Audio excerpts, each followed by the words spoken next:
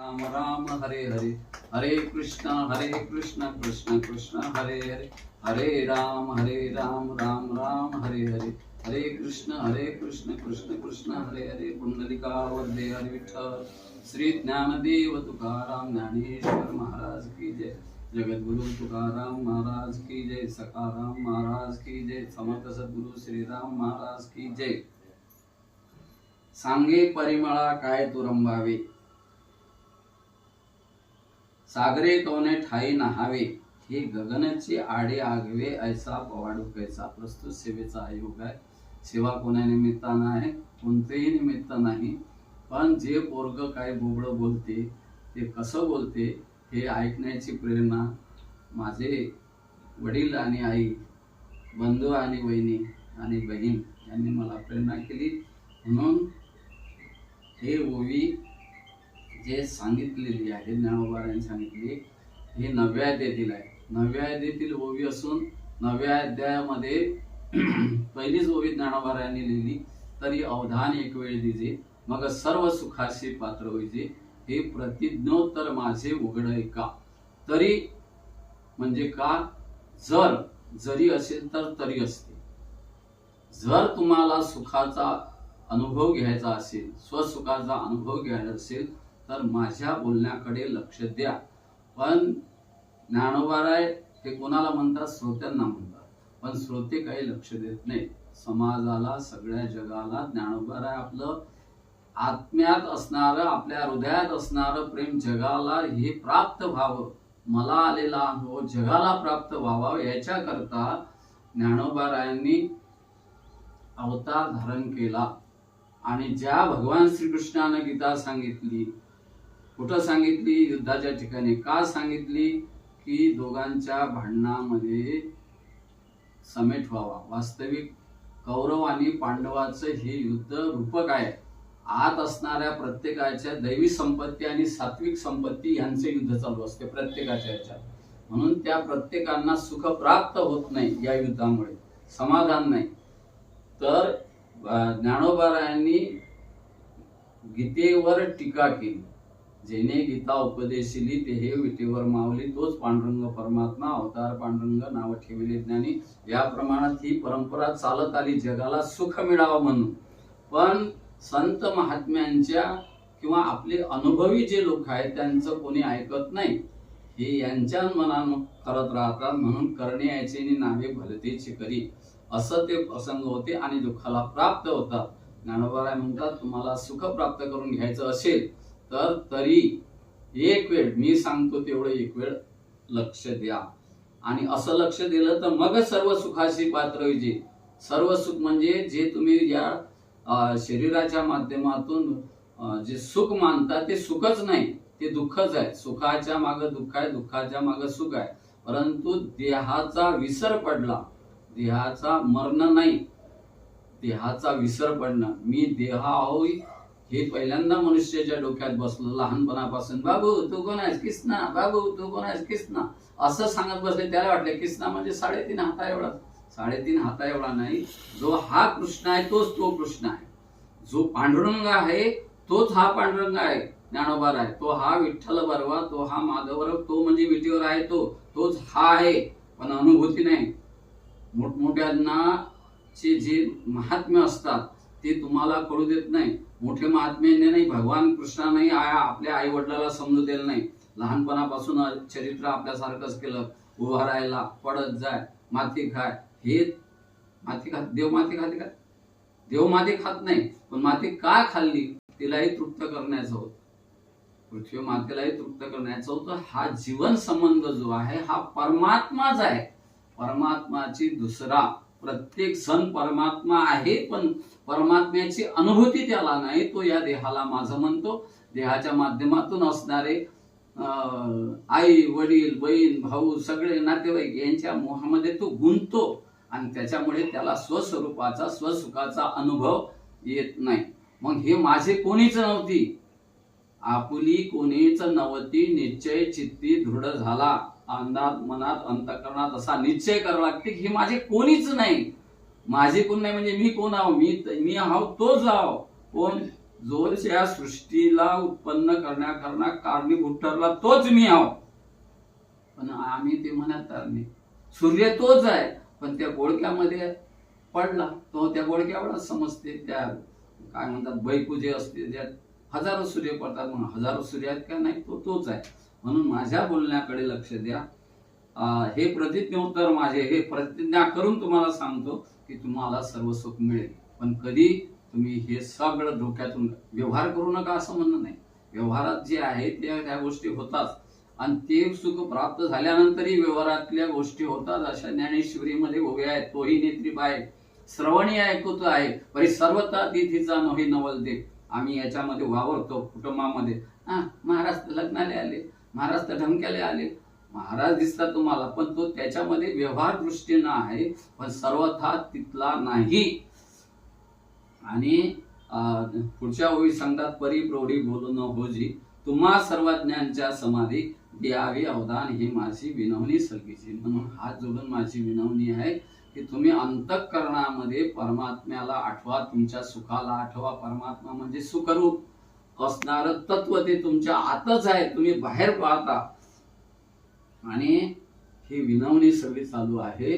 कोणाला समोर बसलेले आहेत ते लहान नाही, समोर बसलेले आहेत ते लहान नाही. ज्ञानोबारायच्या समोर बसलेले आहेत ते लहान नाहीत. निवृत्तीनाथ आहेत ते सर्वज्ञ आहेत.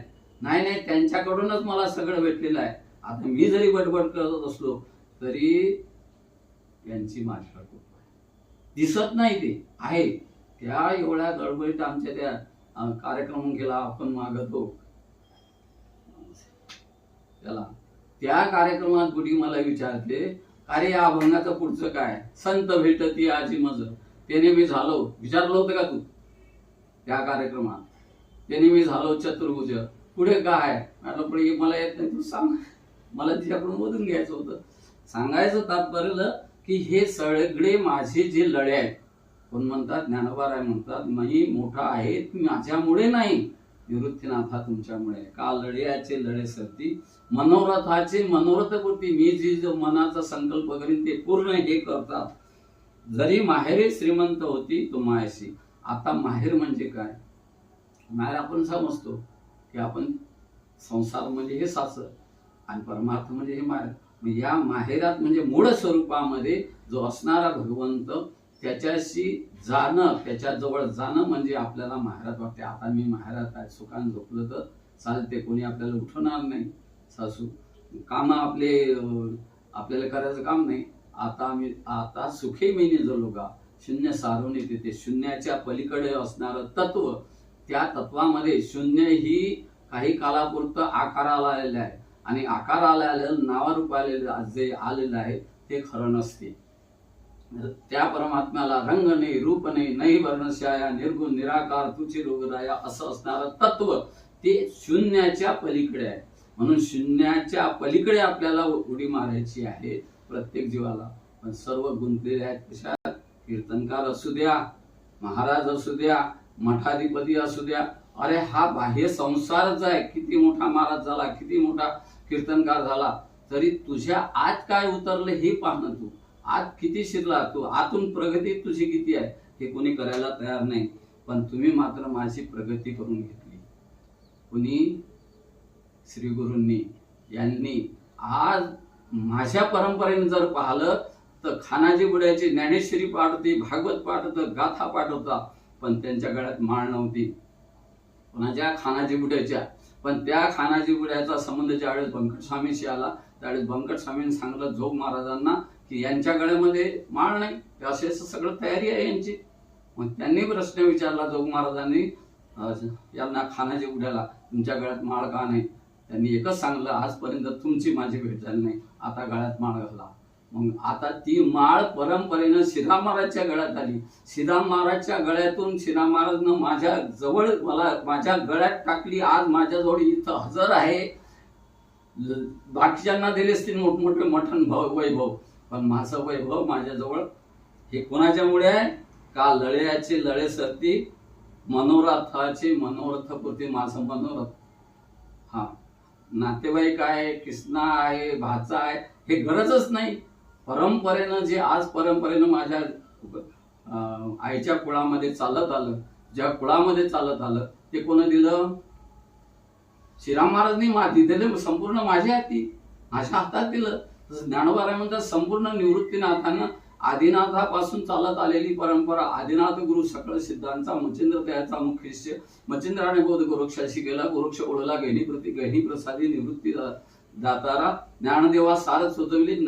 परंपरा चालत आली, संपूर्ण परंपरा निवृत्तीनाथांनी ज्ञानोबारायांना दिली.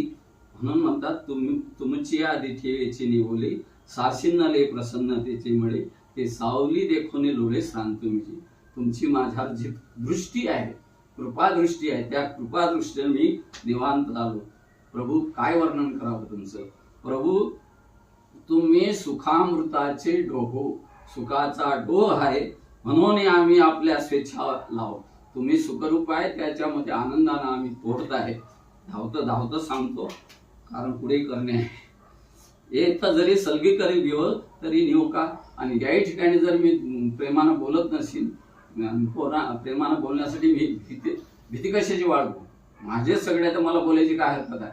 म्हणून ना तरी बालक बोबडा बोली, का वाकुडा विचका चावली, ते चोज करुणे मावली रिसेचेवी, तेवी तुम्हा संताचा पडियाहो, कैसे नेत्री आम्हारे हो, या बहुया कुड्या आहो सलगरी, वाचुनी माहेर बोलते योग्य ते, सर्वज्ञ भाव दृश्य सोते, काय घडावरी स्वारस होते पडोसे किती. अवधारा आवडे ते सना धुंदर उपरी, महातेजी न मिरवे काय करू, अमृताच्या ताटी उभरू, अशी रस सोय कैसी. अमृताचं ताट आहे, त्यात मी काय म्हणतात त्याला, तांदूळाची पेच होतो का? नाही. अहो हिमकरसी विंजवणे की नादा पुढे ऐकणे, लेणे अशी लेणे हे काय याती, असा असणारा त्याच्यामध्ये आता आलं. बाईनं सांगितलेली जी ओवी आहे मला प्रवचन करण्याकरता, सांगा परिमळे काय तुरंबावे. ह्या सागरामध्ये परिमळ तुम्हाला भौतिक दृष्टीनं त्या फुलासारखं फुल तयार करता येईल. कोणतंही कितीही विज्ञान प्रगती झालं तर त्या फुलासारखं फुल तयार करसान की अरे हे गुलाबाचं फुल आहे, पण ते कशाचं असते? प्लास्टिकचं. पण गुलाबामधला सुगंध तुम्हाला तयार करता येणार नाही.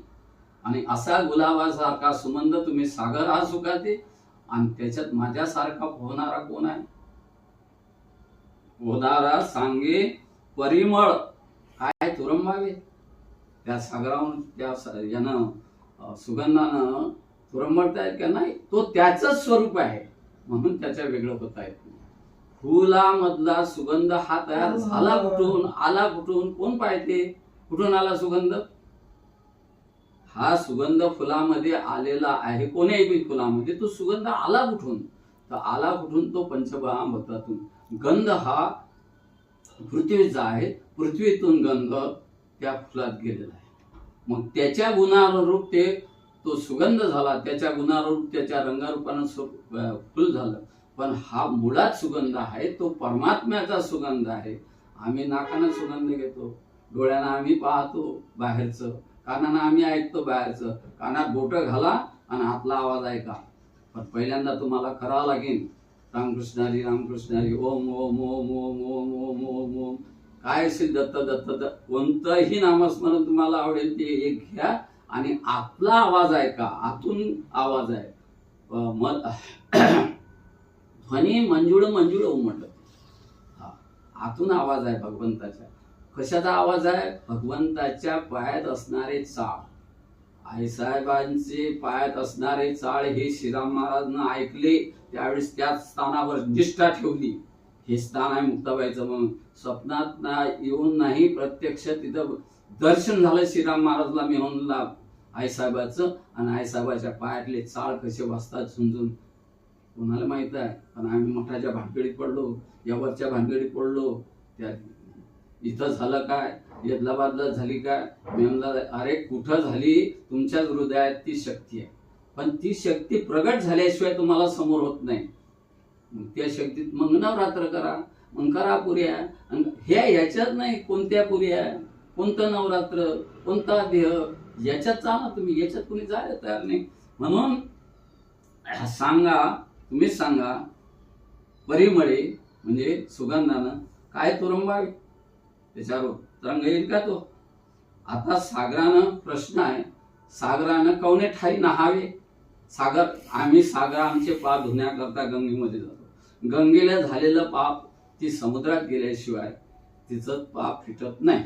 एक तर संतांच्या पायाजवळ गेलं पाहिजे, या गंगा नदीनं तीर्थानं संतांच्या पायाजवळ गेलं पाहिजे. सकळ तीर्थे तया ठाया येती पुनीत व्हाव्या, हे सगळे तीर्थ संतांच्या पायाजवळ जातात. आणि जेवपर्यंत नदी ही गंगेला जाऊन मिळत नाही तेवपर्यंत तिच्या आयुष्याची पूर्णता नाही. गंगा कुठून उगम पावली? आम्ही सांगतो पर्वतावर, डोंगरावर. गंगा डोंगरावरून उगम नाही पावली, गंगा ही समुद्रात उगम पावली. समुद्राच्या पाण्याची वाफ झाली, ती आकाशात गेली आणि तुमच्या आमच्या कल्याणाकरता वाहत चालली. मग तशी ही संतांची भूमिका, श्री गुरुची भूमिका, ते मूळ स्वरूपच आहेत, भगवंत स्वरूपच आहेत. पण तुमच्या आमच्या करता संत रूपाने अवतरले आणि वाहत जगाचं कल्याण करत करत करत करत करत ते जोपर्यंत समुद्राशी मिळत नाही तोपर्यंत आनंद नाही.